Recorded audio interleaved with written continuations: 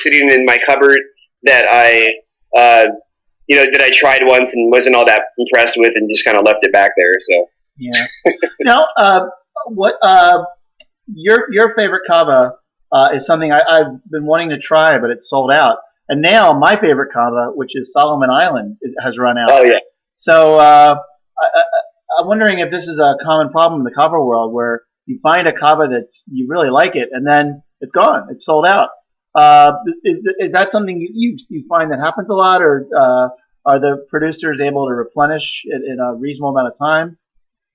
It's one of the toils of being a kava drinker, and one of the travails of being a kava drinker is that you come to get familiar with a kava that you really love, and then one day you go online to order another kilo of it, and it's gone. And it's a huge problem. One of the problems is kava takes about 5 years to mature, so they plant the cuttings, and then 5 years later they can finally harvest it. And the problem is just there's not a lot of kava in cultivation out there, especially the Hawaiian varieties. They're grown on a pretty small scale, and kava by Rex. There's stuff like that. Vanuatu 3 has been out because I think they ran out, and the Solomon Islands. I'm not sure what the status of that is, but it probably has to do more with like the shipping, and the Solomon Islands are pretty far away, and they have to get to Florida, and it's yeah. Now, one of the things you find when you start googling and researching kava is, at least in Florida, they have knockamalls there, and that's really cool. Are there any others in the U.S.? Actually, in San Diego, where I live, there's a couple places to get kava. There's a place called Mystic Water Kava Lounge, and then there's another place called the Kava Bar. Wow. Yeah, but they're not. They're neither of them have kava as the real focus. There's other stuff going on.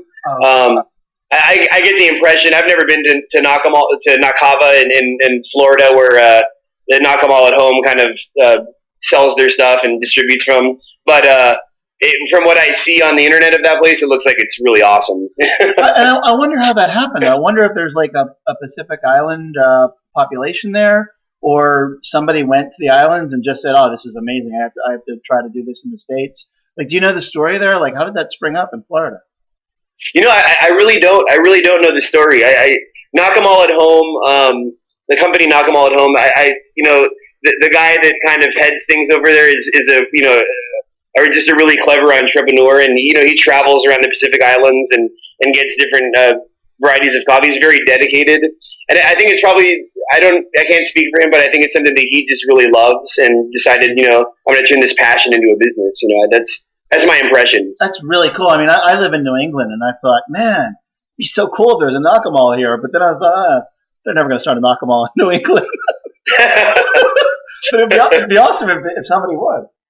Yeah. Oh, yeah. I mean, I think that it's probably a very risky thing to get into. I think opening up a kava bar is probably probably not you probably don't get the biggest returns right away. So yeah, especially in this economy.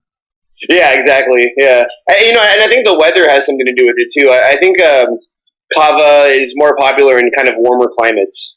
That's been kind of my impression. That's a good point. I mean, I've read some stuff that you've written where you said I would never drink kava in the morning, and you talked a little bit about the culture and how a lot of times people will eat after they'll enjoy kava after a meal. You also have offered some advice as to when to drink kava. Could you talk a little bit about like the best times to drink kava and like eating and kava and kava's enjoyment, things like that? Yeah, this is actually a really important point. A lot of people that try kava for the first time, a lot of them don't know all of these little things. So, somebody who's going into kava, it would be great for them to know that, for example, you should not drink kava after eating a lot of food. You're probably not going to get anything out of it. I mean, it's something that you should probably drink around 4:30 to 5 o'clock in the evening, right? Before you eat your dinner, because that's the only way that your body can properly absorb the effects of kava. And also, it's just a really good time of the day to drink kava, assuming that you're off work and and you're home, and you're going to be home probably for the rest of the night. That's probably the best time of the day. Before you eat. And, once you eat, the effects of the kava do start to wear off a little bit. So I actually took you had a suggestion. I think it was you, where I now try to eat a little something in like around 4:30 in the afternoon, and then go home and maybe whatever I have to do, laundry, dishes, whatever, chores and whatnot, and then sit down and enjoy some kava like around 7:30, and then eat later in the day after I've had a nice session. yeah. I mean, it's not always easy to do, but I noticed that if you have some kava on an empty stomach, it's much more enjoyable. Yeah, and I think that people are really nervous about that because it's kind of counterintuitive. Usually you think like, if I drink something on an empty stomach, it's gonna make me sick. But kava actually has the opposite effect. If you haven't eaten anything, let's say I'll leave it at 3 hours. You probably shouldn't have eaten anything for about 3 hours before you drink some kava, and it has the opposite effect to me. I instead of making me nauseous and feel sick, it actually kind of soothes me. And then an hour and a half later, then I'll eat something, and it'll kind of blend well with the feeling of the kava. Have you ever gotten creative and like I've sometimes thought to myself, one thing I thought is, they'll never ban kava because it tastes so bad that there's never going to be a large number of people that'll drink it. But then I was thinking like, you could make like a nice like Starbucks comes up with all these creative ways to make coffee taste good. Like they put whipped cream and caramel and stuff. And I was thinking, I wonder if anyone's ever like made kava drinks with honey or things like that. Have you ever heard of that, or have you ever seen people like get creative with kava? Yeah, I've seen. Actually, there's a bar here in San Diego called the Kava Bar, and they make like cocktails and stuff out of kava. They use instant kava, which is like the powder that just dissolves right into the water. To be perfectly honest, I'm not really a big fan of it. I like the shell. I like drinking the shell of kava, just, the pure stuff. Oh yeah, I do too. I've made it with coconut. I've made it with coconut milk before, and that's very nice. The problem is the coconut milk is pretty expensive. Yeah. I want that. So I'm sorry. If you're going to make three cups of kava, and you're going to use coconut milk, you're going to end up spending like $7 on coconut milk. So it's that's one of the drawbacks. So why don't we walk through making some kava? What do you have there? How much kava do you have? How much water do you have? How many bowls? The strainers. What's it like to make some kava? Well, I try to keep it as simple as possible. People have all these really crazy ways of making kava that I think are just sound like way too much work. People buy these like super powered blenders, and people buy all these things to make kava. But okay, here's what I do. Well, first you have to have the right stuff. You have to have a big plastic, glass, or metal bowl. That just probably holds about 5 cups of water. You only really need one. And then what I buy are these little Fiji kava strainers, and not the cheesecloth. Nakamal doesn't sell these yet, but Kool-Aid's Kava Farm, which is kickbackwithkava.com. They sell these little. They kind of have the texture of a balloon. The strainers, and they're kind of colorful, and they're made in Fiji. So I use those, and they're very fine, so none of the root passes through the strainer. So you get a bowl that holds about 5 cups of water. You get one of those strainers, and then you get soy lecithin, which bonds with the kava lactams and brings out the active ingredients. So I'd say that the soy lecithin is probably something that people are underestimating the importance of. Because some people make kava without it, but you really need it. You really should be using that. Yeah. And then of course the kava.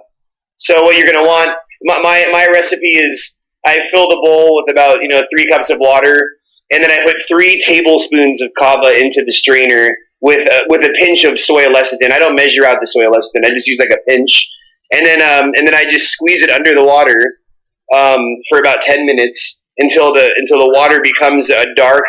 A dark color, like a brown or a white or whatever color the kava is. and then put some ice cubes in it and enjoy it. That's how I do it. Oh, nice. Very simple. You don't heat the water before the lecithin. I don't even know how to say that, lecithin or lecithin or whatever it is. I don't. I used to. I used to be really adamant about that. Yeah. But I don't really think there's any benefit to doing it anymore. Oh, okay. I think. Okay. Cool. No, hey, anytime I can save a step, that's great. Yeah, because it is a pain. It's one of the things that I think, for me when it's really busy and I have a lot of stuff to do, it's like making kava is like, oh, Yeah. really? Do I have to do this again today? And then that's what the instant kava is for days like that. When you just want to mix it with some water. Yeah, I mean, you think of how easy it is to make coffee, and it's like, so I'm always thinking of like, is there a way to make making kava as easy as it is to make coffee? But anything good takes a little bit of effort. Even. Oh yeah. Yeah, it's not that much effort, but it's enough effort, and it's messy too. I mean, it's not just you're not just making the kava, you're cleaning up the kava. Yeah. Cool, man. I would really, I would say though that the instant kavas that are available right now are really good. Knock them all at home.